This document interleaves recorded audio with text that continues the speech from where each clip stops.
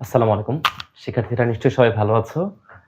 আজকে আমাদের lecture 6 chapter number 21 এর এ তিতাস প্রকাশনীর বই কার্তেশীয় স্থানাঙ্ক ব্যবস্থায় ক্ষেত্রফল নির্ণয়। আমাদের যে এক্সাম্পলটা আমরা সেট করেছি সেটা হচ্ছে এক্সাম্পল 12। তো এক্সাম্পল 12 করানোর আগে আমার কিছু কথা বলার আছে অ্যাসিম্পটট নিয়ে। তো অ্যাসিম্পটট শব্দের অর্থ হচ্ছে অসীমতট। তো অসীমতট জিনিসটা অ্যাকচুয়ালি কি, যে কোনো একটা কার্ভ যখন কোনো একটা পয়েন্টে সে আনডিফাইন্ড হয়ে যায়, তখন দেখা যায় কোনো একটা লাইনের রেসপেক্টে বা কোনো একটা সরলরেখার রেসপেক্টে সে ওই পথ ধরে চলতে থাকে। তখন ওই যেই পথ ধরে চলতে থাকে তাকে বলা হয় অ্যাসিম্পটট। তো আমি একটা এক্সাম্পল দিয়ে বোঝাচ্ছি। ধরো আমি লিখলাম y equals to 1 divided by x minus 2। খেয়াল করো, y equals to 1 divided by x minus 2। তো এটা হচ্ছে আমার একটা ফাংশন। তো এখন দেখো এই ফাংশনটা x এর ভ্যালু সে কিন্তু 2 নিতে পারে না। x এর ভ্যালু সে কিন্তু 2 নিতে পারে না। কেন? 2 যদি এখানে আমি ইনপুট করি তাহলে ভ্যালু কত হয়ে যাবে? 1/0। তার মানে y এর ভ্যালু চলে আসবে কত? y এর ভ্যালু চলে আসবে y equals to ইনফিনিটি চলে আসবে। সে অ্যাকচুয়ালি এইজন্য সে এই ফাংশনটা x এর ভ্যালু 2 নিতেই পারে না। তো তাহলে এটার গ্রাফটা আসলে কেমন? ধরে নাও, দেখো x এর ভ্যালু 2 ইনপুট করতে পারছি না, তাহলে এটা 0, এটা হচ্ছে x equals to 1, এটা হচ্ছে x equals to 2 লাইন। তাহলে এটা হচ্ছে x equals to 2 লাইন, হ্যাঁ। আর এই যে গ্রাফ, এই গ্রাফটা অ্যাকচুয়ালি এটা হচ্ছে এরকম, এই দিক দিয়ে চলে যাবে এবং সে এই দিক দিয়ে এসে এই দিক দিয়ে আবার নিচের দিকে নামতে থাকবে। এখন দেখো ঠিকই দেখো এই গ্রাফটা সে কিন্তু x equal to 2 লাইনকে ক্রস করতে পারতেছে না, বা x equal to 2 পয়েন্টে সে ছেদ করতে পারতেছে না। সেই দিক দিয়ে এসে এই দিক দিয়ে উপরের দিকে উঠে যাচ্ছে, এবং সে উঠে যাচ্ছে যে সে কিন্তু এই সরল রেখার সাথে, এই যে x equals to 2 সরল রেখার সাথে ব্যালেন্স করে সে কিন্তু উপরের দিকে চলে যাচ্ছে। সে প্রথমে কার অবস্থায় ছিল, হ্যাঁ, সে কিন্তু প্রথমে কার্ভ অবস্থায় ছিল। x এর মানটা এই দিক থেকে 2 এর কাছাকাছি অথবা এই দিক থেকে 2 এর কাছাকাছি আসলে সে আস্তে আস্তে এই অসীমতার সাথে মিলার চেষ্টা করবে, কিন্তু সে কখনো অসীমতার সাথে আসলে মিলবে না, কখনো মিলবে না। তো কার্ভটা যে লাইন ধরে, যে পথকে মেইনটেইন করে সে উপরের দিকে উঠে যাচ্ছে, ওই লাইনটাকে বা ওই সরল রেখাটাকে বলবো এই কার্ভের রেসপেক্টে অ্যাসিম্পটট, হ্যাঁ। তো এইটা আমার আসলে এখানে কাজে লাগবে। তো এখন দেখো এখানে প্রথম কথা হচ্ছে আমার যে গিভেন ইকুয়েশনটা যে দিয়েছে, এটা হচ্ছে আমার given equation x³ y² 2a - x। এটাকে আমি 1 নম্বর ইকুয়েশন ধরে রাখলাম। বাকি প্রশ্নটা পড়তেছি, দেখো কি বলতেছে। Find the area, that means আমাকে এরিয়া বের করতে হবে। এনক্লোজ দ্যাট কার্ভ, যে এই কার্ভটা যেই এলাকাটুকু এনক্লোজ করে রেখেছে, মানে আবদ্ধ করে রেখেছে, সেই এলাকাটার ক্ষেত্রফল বের করতে হবে অ্যাট ইটস অ্যাসিম্পটটস, এবং এটার অসীমতট চাচ্ছে। কার অসীমতট বলতেছে? এই কার্ভের অসীমতট বের করতে বলতেছে। তাহলে প্রথমে একটা কাজ করে ফেলি, তার অসীমতটটাকে বের করে ফেলি, দেখি কি অবস্থা। মানে অসীমতট বের করতে পারলে আমার কার্ভটা বের করা সহজ হয়ে যাবে। আচ্ছা, তো প্রথমে লিখলাম যে ইকুয়েশন 1 হতে আমি কি পাচ্ছি। দেখো ইকুয়েশন 1 হতে কি পাই, যে x³ equals to y² into হচ্ছে 2a - x। তো লিখতে পারি y² equals to x³ divided by 2a - x।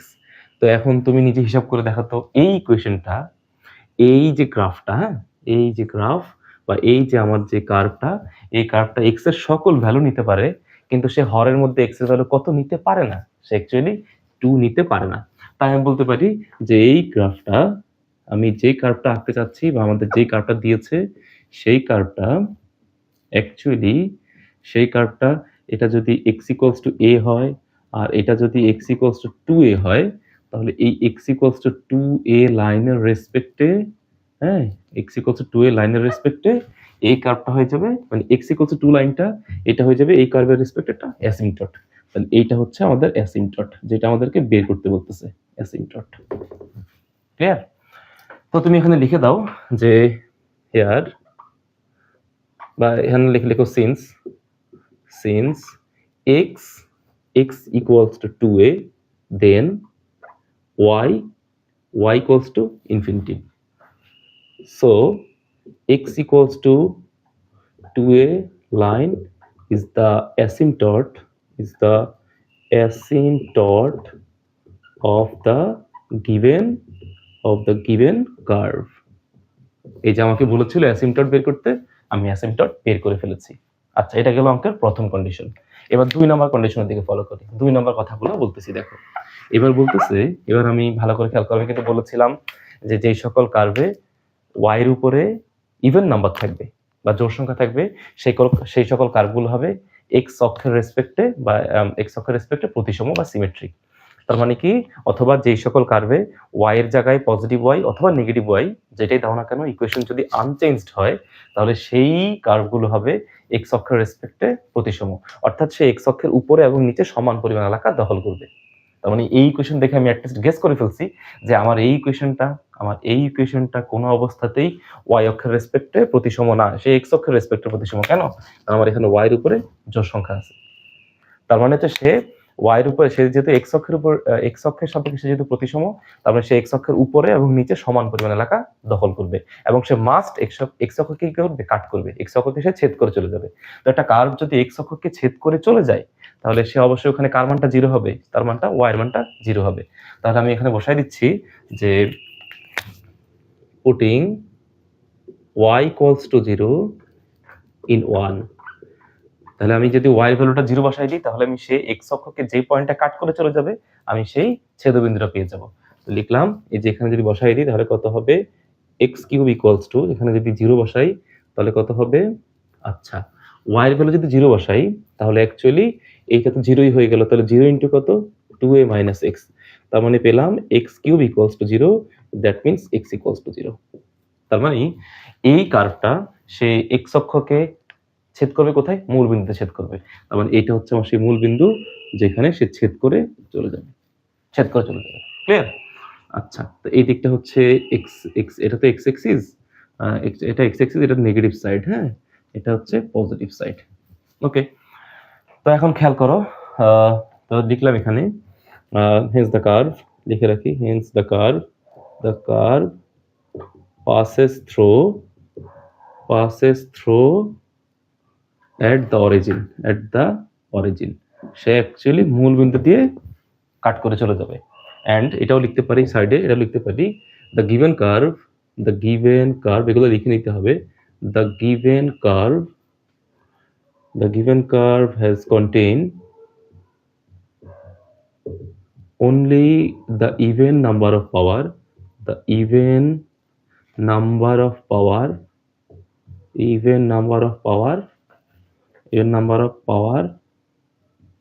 in y। সে শুধু y এর মধ্যে কি করে, সে শুধু y এর মধ্যে তার কি কেমন নাম্বার অফ পাওয়ার আছে, ইভেন নাম্বার অফ পাওয়ার আছে, হ্যাঁ ইন y।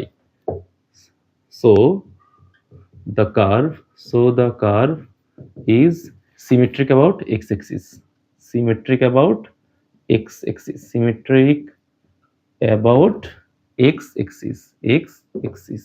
তো এই কথাগুলো আমাকে লিখে নিতে হবে যে কার্ভটা অ্যাকচুয়ালি কোন কার রেসপেক্টে, এক্স এক্সিস এর রেসপেক্টে সে হচ্ছে প্রতিসম। এগুলো আমরা লেকচার 1 থেকে বলে আসতেছিলাম। এক্স এক্সিস এর রেসপেক্টে প্রতিসম মানে কি, তার মানে হচ্ছে সে মানে উপরে এই যে এই দিকে কিছু এলাকা তৈরি করবে এবং এই দিকে কিছু এলাকা তৈরি করবে, মানে এক্স অক্ষের সাপেক্ষে উপরে এবং নিচে সমান এলাকা দখল করবে। ওয়াই এর হলে এইদিকে যাইতো অথবা এইদিকে যাইতো, হ্যাঁ এগুলো আমরা আগেই পড়েছিলাম। আচ্ছা, এখন আমাকে দেখতে হবে, তার মানে দেখো আমি কিন্তু একটা বিষয় কিন্তু আমি ক্লিয়ার যে গ্রাফটা শুধুমাত্র 0.0 পয়েন্টে ছেদ করে, সে কিন্তু আর কোনো পয়েন্টে ছেদ করে না। গ্রাফটা অনলি 0.0 পয়েন্টে ছেদ করে, আর কোনো পয়েন্ট দিয়ে সে ছেদ করে না। আচ্ছা, তো এবার এখন খেয়াল করো, এখন আমাকে দেখতে হবে যে আমি কিন্তু এতটুকু বুঝলাম যে এইটা হচ্ছে আমার অ্যাসিম্পটট, মানে হচ্ছে অসীমতট। গ্রাফটা 0,0 এর এই দিকটাতে আর ছেদ করবে না, এবং যেহেতু x = 2 এ লাইন ধরে সে হয় উপরে যাবে অথবা নিচে যাবে, সেটা আমরা ইকুয়েশন দেখলে পরে বুঝবো। তাহলে এখন আমার দেখার বিষয় হচ্ছে গ্রাফটার আদৌ এই রেঞ্জের মধ্যে কোনো এক্সিস্টেন্স আছে কিনা, এটা এখন চেক করতে হবে। যে x এর ভ্যালু তো 0 তে ছেদ করে গেল, তাহলে x এর ভ্যালু যদি 0 চেয়ে ছোট হয় এখানে গ্রাফের কোনো এক্সিস্টেন্স আছে কিনা, অথবা x এর ভ্যালু যদি আমি বাড়াই, x এর ভ্যালু যদি 2 এর চেয়ে বাড়ে, 2 এর চেয়ে যদি x এর ভ্যালু বাড়ে, সেখানে গ্রাফের কোনো এক্সিস্টেন্স আছে কিনা এটা এখানে আমাকে দেখাইতে হবে বা টেস্ট করতে হবে, দেখি গ্রাফের আদৌ কোনো এক্সিস্টেন্স আছে কিনা। ওকে, তো এখান থেকে লিখব যে y = ±√x cube divided by 2a minus x। আচ্ছা, তো এখন টেস্ট করব যে অ্যাকচুয়ালি x এর ভ্যালু 0 চেয়ে ছোট হলে y কোনোভাবে এক্সিস্ট করে কিনা। দেখো x এর ভ্যালু যদি 0 চেয়ে ছোট বসাই, মনে করো x এর ভ্যালু 0 চেয়ে -1 বসাইলাম, তাহলে এইখানে যদি x এর ভ্যালুটা -1 দিই, তাহলে কি হবে, -1 এর উপরে কিউব, সাথে সাথে কি হবে, y এর ভিতরে নেগেটিভ ভ্যালু চলে আসছে। তার মানে y এর তখন কি হয়ে যাবে, y দিচ্ছে imaginary number that does not exist. তার মানে -1 দিয়ে বুঝে গেলাম যে আসলে এইদিকে তার কোনো এক্সিস্টেন্স নাই। আচ্ছা, এবার 2 এর চাইতে ভ্যালু বাড়াই দেখি। তো 2 এর চাইতে ভ্যালুটা বাড়াই নিচ্ছি, মনে করো 4 এ। তো এইখানে মনে করে নিলাম 4, এই যে এই জায়গাতে ধরো 4 এ নিলাম। একটা এক্সাম্পল দিয়ে বোঝাচ্ছি, প্লাস মাইনাস মনে করো এখানে হবে 4a কিউব। আচ্ছা, 2a মাইনাস হচ্ছে 4a। তো প্লাস মাইনাস রুট ওভার, উপরে 4a কিউব আছে, নিচে কিন্তু -2, এই যে মাইনাস চলে আসছে আবার কার ভিতরে, রুটের ভিতরে। তার মানে অ্যাকচুয়ালি এই এলাকার মধ্যেও গ্রাফের কোনো কি নাই, এক্সিস্টেন্স নাই। তো এগুলো লিখে দিতে হবে এখানে, হ্যাঁ, লিখে দিতে হবে। আচ্ছা, তো এখন যদি লিখে দেই তাহলে লিখলাম যে the given curve does not exist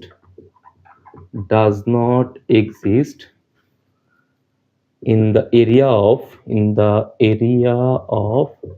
x is less than 0 and x is greater than 2a because of y gives imaginary number.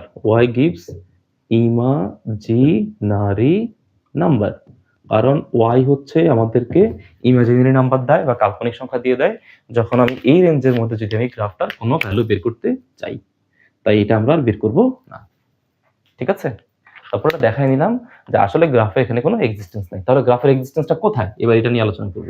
ওকে, তো চিন্তা করো, গ্রাফের এক্সিস্টেন্সের জন্য তুমি হিসাব বুঝে গেছো কিন্তু যে গ্রাফ শুধুমাত্র x এর ভ্যালু 0 নিতে পারবে, কিন্তু x এর ভ্যালু 2a নিতে পারবে না। আচ্ছা, তো গ্রাফটা কি x এর ভ্যালু a নিতে পারবে না, এ তো নিতে পারবে। তাহলে একটা কাজ করি, গ্রাফের ভ্যালুটা আমি a এর বসাই, আর ধরে নিচ্ছি এর মানটা হচ্ছে 1। ধরে নিলাম, মনে করি এর মান যদি 1 হয় তাহলে এটা 1, এটা 2। ধরে নিলাম এর মান হচ্ছে 1। তাহলে কি অবস্থা হয় দেখো তো, y এর ভ্যালুটা কত হবে, plus minus root over x এর ভ্যালু যদি এখানে লিখলাম যে x এর ভ্যালু তো x এর ভ্যালু ছিল a, এর মানটাও ধরে নিলাম 1। তাহলে এখানে হবে কত, উপরে হচ্ছে 1, নিচে হচ্ছে কত 2 মাইনাস x। তাহলে y এর মানটা কত হবে, plus minus root over half. তো মানে অ্যাকচুয়ালি কত, এখানে হচ্ছে y equals to plus minus, বিষয়টা হচ্ছে এরকম, y equals to plus minus root over 0.5। তো 0.5 মানে কত, রুট ওভার 0.5। তো রুট ওভার 0.5 কে আমি যদি এটাকে যদি ক্যালকুলেশন করি, তাহলে ক্যালকুলেশন করলে অ্যাকচুয়ালি কেমন হয়, যা দেখতেছি রুট ওভার 0.5 এর ভ্যালুটা কত আসে, ভ্যালু আসতেছে রুট ওভার 0.5। আচ্ছা, রুট ওভার 0.5 এর ভ্যালু সম্ভবত রুট ওভার 0.5ই। তো এখন বিষয়টা হচ্ছে এরকম, তুমি এটা যদি 1 ইউনিট হয় আর এটা যদি -1 ইউনিট হয়, তাহলে এর ভ্যালুর জন্য ভ্যালু আসবে এটা তো 1 এর অর্ধেক, এই যে 0.5 এখানে দিলে, এই যে এখানে 0.5। তার মানে গ্রাফটা এখান থেকে শুরু হয়ে এদিকে চলে যাচ্ছে, এখান থেকে শুরু হয়ে এদিকে চলে যাচ্ছে। তো এরপরে কি হবে, তুমি যদি আরেকটু ভ্যালু বাড়াও, এর মানে 1 না নিয়ে যদি তুমি যদি 1.5 না, তখন গ্রাফটা আরো এদিকে উঠবে। এই গ্রাফটা এইদিকে যতটুকু উঠবে সে আবার এইদিকে ততটুকু নিচের দিকে নামবে। যত বাড়াবা সে তত আস্তে আস্তে এইদিকে উঠতে থাকবে, আর এই গ্রাফটা আস্তে আস্তে এইদিকে নিচের দিকে নামতে থাকবে। মানে এর মানটা তুমি যত বাড়াবা, 2a কিন্তু করা যাবে না, 2a করলে কি হয়ে যাবে, ফাংশনটা আসলে আনডিফাইন্ড হয়ে যাবে। তো এই জন্য এই গ্রাফটা তুমি x এর মান যত 2 এর কাছাকাছি নিবা, সে আসলে এই অসীমতরের সাথে, এই বক্ররেখাটা এই অসীমতরের সাথে সমান্তরালে একটা সময় গিয়ে চলতে থাকবে। এই দুইটাও এক সময় কি হবে, এইটাও 2 এর সাথে এক সময় অসীমে গিয়ে মিলবে, কিন্তু আসলে অসীম বলে তো কিছু নাই, তাই একটা কোনদিন মিলবেও না। বুঝতে পারলাম? তো এই হচ্ছে অবস্থা, এটা হচ্ছে আমাদের অসীম তর, সে অসীম তরের সাথে ধরে নিলাম সে অসীমে গিয়ে এরকম মিলে যাবে, সে অসীমে গিয়ে এরকম মিলে ধরে নিচ্ছি আর কি, বিষয়টা এরকম। তো এখন আমাকে এরিয়া বের করতে হবে। তো আমার এরিয়া বের করতে হবে কতটুকুর, এই পুরো এইখান থেকে শুরু করে এই এলাকা এবং এই টোটাল এলাকার এরিয়া বের করতে হবে। তো আমি তো জানি যে গ্রাফটা, আমি তো আগেই বলেছি, y এর উপরে পাওয়ার যদি ইভেন নাম্বার হয়, অথবা y এর জায়গায় প্লাস y অথবা y এর জায়গায় মাইনাস y বসালে যদি ইকুয়েশন আনচেঞ্জ থাকে, সেই ইকুয়েশন হচ্ছে x এক্সিস এর রেসপেক্টে সিমেট্রিক। দেখো ঠিকই সিমেট্রিক, এই যে x এক্সিস এর রেসপেক্টে উপরে যতটুকু এলাকা, নিচেও ঠিক ততটুকু ক্ষেত্রফল তৈরি হয়েছে। তাহলে আমি কি বলতে পারি না যে উপরের যে এলাকাটুকু আছে, হ্যাঁ, উপরের যে এলাকাটুকু আছে, সেই এলাকার ক্ষেত্রফল বের করে তাকে 2 দিয়ে গুণ করলে আমার ইন্টিগ্রেশনের ফলাফলটা আমি পেয়ে যাব। তো ঠিক আছে, এখন উপরের এলাকার জন্য আমি একটা স্লাইড নিচ্ছি, এই ধরো এতটুকু, এই একটা স্লাইড নিচ্ছি, এতটুকু স্লাইড নিলাম। তো এই স্লাইডে এটা হচ্ছে dx, হ্যাঁ, এটা হচ্ছে dx, আর এটা হচ্ছে আমাদের y, এটা পুরোটুকু হচ্ছে আমাদের y, হ্যাঁ, এতটুকু হচ্ছে আমাদের y। তো এখন এই yটা এটা তো ওয়াই এর দৈর্ঘ্য, ওয়াই কিন্তু এদিকে পজিটিভ, এদিকে নিলে নেগেটিভ হইতো। তাহলে এই ওয়াইটা আমি কোথা থেকে পাবো? এই ওয়াইটা আসলে হচ্ছে এই ওয়াই, এটার পজিটিভ ভ্যালু, পজিটিভ ভ্যালু। তাহলে এই ওয়াইটা অ্যাকচুয়ালি কত? ওয়াইটার পজিটিভ ভ্যালু। পজিটিভ ভ্যালু কত আছে এখানে? Root over x cube divided by 2a minus x, 2a minus x. তো এখানে লিখি টেকিং পজিটিভ, টেকিং পজিটিভ। তাহলে y equals to root over x cube divided by হচ্ছে 2a minus x, 2a minus x. Okay, তো এখন কি অবস্থা? এই দেখো তুমি 0 থেকে শুরু করে এখানে x ইকুয়ালস টু কত হবে? x এর লিমিট কতটুকু? 0 থেকে শুরু করে 2a পর্যন্ত হচ্ছে লিমিট। এই লিমিটের মধ্যে আমি অসংখ্য স্লাইড নিতে পারবো, প্রত্যেকটা স্লাইডের যোগফলই হচ্ছে আসলে পুরো অংশটার ক্ষেত্রফল, তাকে 2 দিয়ে গুণ করলে এই টোটাল ক্ষেত্রফল পেয়ে যাবো। ক্লিয়ার? তো আমি এখন লিখতে পারি যে আমার এই স্লাইডের ক্ষেত্রফল কত হচ্ছে? প্রস্থ ইনটু হচ্ছে দৈর্ঘ্য, কারণ এই স্লাইডটা হচ্ছে একটা ছোট একটা আয়তক্ষেত্র, হ্যাঁ, এই রেঞ্জের মধ্যে একটা আয়তক্ষেত্র। তাহলে এই স্লাইডের ক্ষেত্রফল হচ্ছে দৈর্ঘ্য ইনটু প্রস্থ, প্রস্থ হচ্ছে dx, দৈর্ঘ্য হচ্ছে আমাদের y। তাহলে আমরা লিখতে পারি now the area of this curve, লিখতে পারি যে now the area, the total area লিখতে পারি, the total area equals to 2 into, বলো আমাদের এক্স এর লিমিট শুরু হবে কোথা থেকে? 0 থেকে, আর শেষ হবে কোথায় গিয়ে? 2 এ গিয়ে শেষ হবে। এখন তুমি প্রশ্ন করতে পারো, স্যার এখানে তো এই গ্রাফটা তো এক্স অক্ষকে ছেদ করে আছে 0 তে, কিন্তু এখানে তো ছেদ করবে না, কারণ ছেদ করলে তো সে কোথায় চলে যেত? ইনফিনিটিভে চলে যাইতো। তো আমরা ধরে নিচ্ছি সে ইনফিনিটিভে গিয়ে, মানে যদি ইনফিনিটিভ বলে কোনো কিছু থাকতো তাহলে সে কি হতো? অসীমতার সাথে ওখানে গিয়ে মিলে যেত। ঠিক আছে? তবে ধরে নিচ্ছি যে এক্স ইকুয়ালস টু 2 এতে সে ইনফিনিটিভে গিয়ে মিলবে, এই ধরে নিলাম যে এক্স ইকুয়ালস টু 2 এ, সেজন্য এখানে লিখলাম হচ্ছে 2a। ওকে, তো এখন এখানে কত হবে? এই স্লাইডে ধরবে কতটুকু? y ইন্টু ডিএক্স, তাহলে 2 0 থেকে 2a y, y এর ভ্যালু হচ্ছে এই স্লাইডের পজিটিভ উচ্চতা, কতটুকু উচ্চতা? লিখলাম root over x cube divided by হচ্ছে root over 2a minus x into হচ্ছে ডিএক্স। ওকে, এখন আমি ক্যালকুলেশন করে শুধু ক্ষেত্রফলটা বের করে ফেলবো। তো এখন দেখো এখানে লিখতে পারি যে এই লাইনটুকুকে আবার লিখতেছি যে এরিয়া, এখানে রাখলাম হচ্ছে এরিয়া ইকুয়ালস টু, আচ্ছা তো এখানে আছে কতটুকু? 2 0 থেকে 2a, উপরে আছে হচ্ছে কতটুকু দেখো তো? উপরে আছে x এর উপরে পাওয়ার আছে কিউব, তার উপরে হাফ, তার মানে x টু দি পাওয়ার 3/2। নিচে আছে হচ্ছে 2a মাইনাস এক্স ইন্টু হচ্ছে dx। তো এইগুলো কোনো কিছু তো আমার দরকার নেই, এগুলো আমি মুছে দিচ্ছি। এখন দেখো আমরা কিন্তু একটা ফরম্যাট জানি, দেখো রুট ওভার, যদি root over a square minus x square থাকে তাহলে আমাদেরকে x equals to a sine theta অথবা a কস থিটা ধরতে হয়। কেন ধরতে হয়? কারণ এই জিনিসটা নিলে আমাদের এইটা থাকে না, এই যে রুটটা থাকে না, রুটটা আমরা কি করতে পারি? ডিসলভ করতে পারি। হ্যাঁ, তো তুমি যদি এখানে x এর পরিবর্তে মনে করো তুমি বসাইলে a সাইন থিটা, তাহলে কি হবে? Root over a square, x এর পরিবর্তে a সাইন থিটা বসাইলে কত হবে? a square sine square theta. কেমন? তাহলে এখানে root over a square common গেলে হবে 1 মাইনাস সাইন স্কোয়ার থিটা, সেটা মানে হচ্ছে cos স্কোয়ার থিটা। তাহলে ভ্যালু কত হয়? a cos theta. তুমি এখানে যদি x এর পরিবর্তে a cos থিটা বসাও তাও একই কেস, তাও রুটটা অবমুক্ত হয়। তো এই জন্য আমরা এখানে x এর ভ্যালু, কত বসাবো বলো তো? এখানে x এর ভ্যালু বসাবো কত? 2a sin স্কয়ার থিটা বসাবো, কারণ আমাদের উদ্দেশ্য হচ্ছে রুটটাকে কি করা? ক্যান্সেল করা। তো আমি এখানে লিখলাম যে let x equals to 2a sin square theta. 2a টাকে নিলাম কারণ x, তাহলে x এর জায়গায় 2a নিলে 2a টা কমন যাবে, আর sin স্কয়ার থিটা নিলাম এই জন্য যে 1 মাইনাস sin স্কয়ার থিটা হবে, সেখান থেকে রুটটা কাটাকাটি চলে যাবে। আচ্ছা, তো dx থেকে চলে যাচ্ছে থিটাতে, তাহলে এখানে dx 2a ডিফারেন্সিয়েট করলে 2a, sin স্কয়ার থিটাকে করলে হবে 2 sin থিটা, sin থিটাকে করলে হবে cos থিটা, থিটাকে করলে হবে d থিটা। তো এবার আমার লিমিটের কাজ, লিমিটটা বসাই দিতে হবে। আচ্ছা, এখানে x আর হচ্ছে থিটা। তো চিন্তা করো x এর ভ্যালু কত আছে? 0। তো x এর ভ্যালু যদি এখানে 0 বসাই তাহলে থিটার মানটা 0। x এর ভ্যালু যদি 2a বসাই, 2a কাটা, তাহলে sin স্কয়ার থিটার মান 1, দ্যাট মিন্স sin থিটার মান 1, আর sin 90 ডিগ্রি মান হচ্ছে 1, দ্যাট মিন্স x এর ভ্যালু যখন 2a, এখানে ভ্যালু হচ্ছে π/2। তো তুমি একটা করে ভ্যালু বসিয়ে দাও। 2 0 থেকে 2 এর জায়গায় লিখবে হচ্ছে π/2। আচ্ছা, এখানে x এর ভ্যালু কত আছে? 2a sin square theta. তো লিখো 2a sin স্কয়ার থিটা, তার উপরে পাওয়ার হচ্ছে কত? 3/2। কেমন? আচ্ছা, root over 2a minus x এর ভ্যালু হচ্ছে 2a সাইন স্কোয়ার থিটা। আচ্ছা, বাকি অংশটুকু কি আছে? এই যে এই অংশটুকু গুণ অবস্থায় আছে, এই যে dx এর ভ্যালু এটা গুণ অবস্থায় আছে। আচ্ছা, তো গুণ অবস্থাটা আমি নিচে লিখলাম যে 4a 2 দুগুণে 4 into a sine theta cos theta d theta, sine theta cos theta d theta, sine theta cos theta d theta. Okay, তো এবার এগুলো সব মুছে দিলাম, এগুলোর আর প্রয়োজন নাই। এবার এখান থেকে লেখা শুরু করব। দেখো 2টা সামনে, 0 থেকে π/2, তো বলো এখানে 2a আছে না, তাহলে কত হবে? 2 এর উপরে হবে 3/2, সাইন এর উপরে স্কোয়ার, তার উপরে আছে এখানে পাওয়ার 2 মানে হাফ, হাফ আর স্কোয়ার কাটাকাটি গেলে হবে sine cube theta, sine cube theta. কেমন? নিচে কি অবস্থা?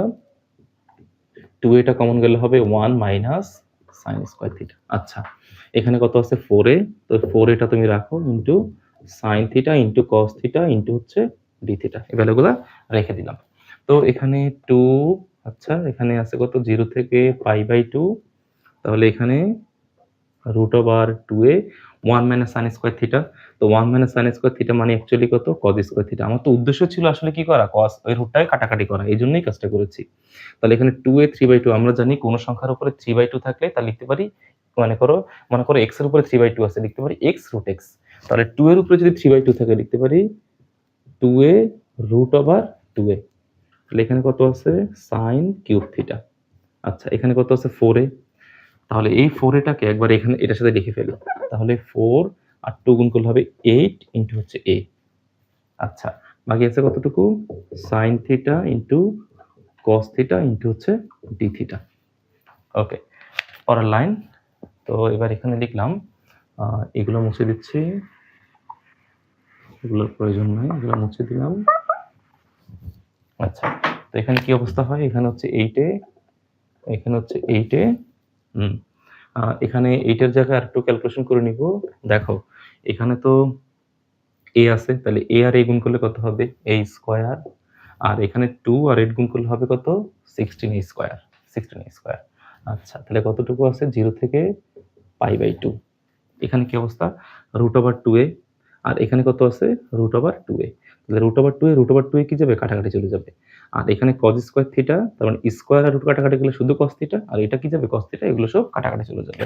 তাহলে এখানে বলতে পারি রুট 2 এর সাথে এই রুট 2a কাটা, আর এখানে আসবে cos থিটা, সেটার সাথে এই cos থিটা কাটা। তাহলে বাকি থাকবে কে? sin থিটা আর হচ্ছে sin cube theta, that means sin to the power 4 theta, sin to the power 4 theta into হচ্ছে d থিটা। তো এখন আমরা তো ফর্মুলা জানি, গামা বিটা ফাংশন চ্যাপ্টারের ফর্মুলা ছিল আমাদের। দেখো আমাদের ফর্মুলা ছিল এরকম যে 0 থেকে π/2, হ্যাঁ, যদি sin p থিটা ইনটু হচ্ছে cos q থিটা ইনটু d থিটা থাকে, তাহলে ভ্যালু কত হবে? Gamma p plus 1/2 gamma q plus 1/2 2 gamma p plus q plus 2 divided by 2। এটা হচ্ছে আমাদের ফর্মুলা ছিল গামা অ্যান্ড বিটা চ্যাপ্টারের। কেমন? তো এখানে আমরা লিখতে পারি যে 16a square 0 to π/2 sin to the power 4 theta cos to the power 0 theta into d theta। আচ্ছা, তাহলে 16a স্কয়ার 0 to, আচ্ছা তাহলে এটাকে এখন সাজিয়ে লিখতে পারি। বলো এখানে এটার সাথে যদি এটাকে কম্পেয়ার করি, তাহলে এখানে p এর মানটা কত? p এর মান হচ্ছে 4 আর q এর মান হচ্ছে 0।